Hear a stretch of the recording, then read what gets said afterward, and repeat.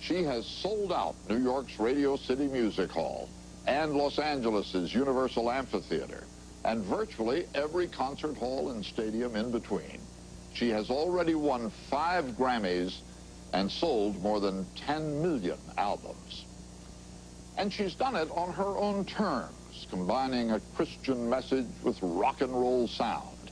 She has shown that gospel and pop are not mutually exclusive. Her concerts are not meant to convert, simply to entertain.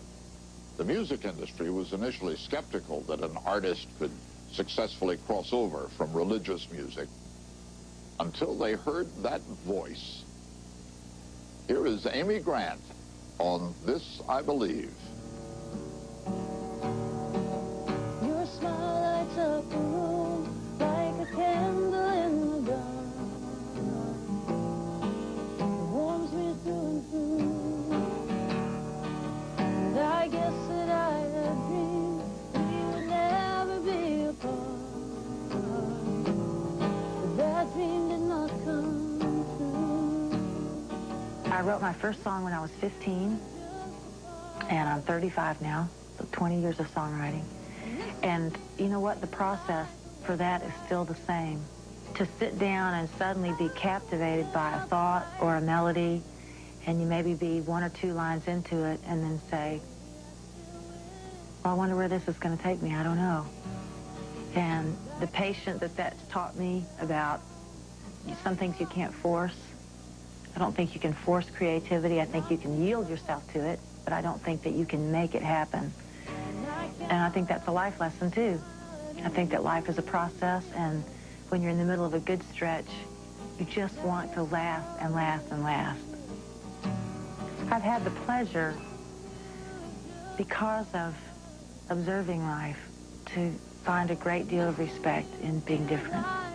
Not my being different, but everything being different from everything. There's not a thing, there's not a person or a circumstance that's the same. A lot of things are just unfamiliar, and we draw some pretty harsh conclusions sometimes.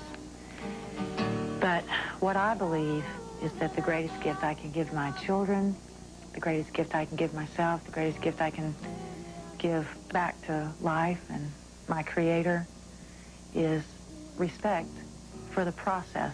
And by respect, I mean to value something. You know, it's understanding, and it takes time.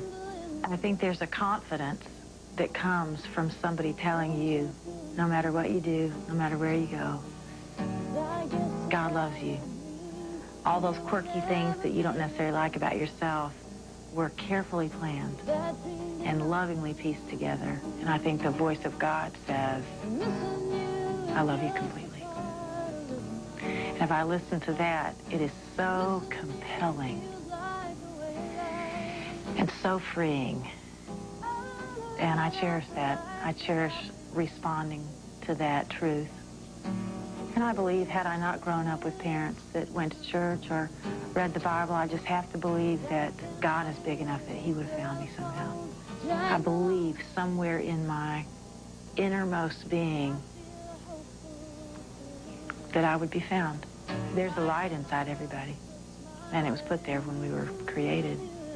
And I think being found is what the love of God is all about. I think I learned just not to be afraid of the future, to smile at it, to learn what you can along the way.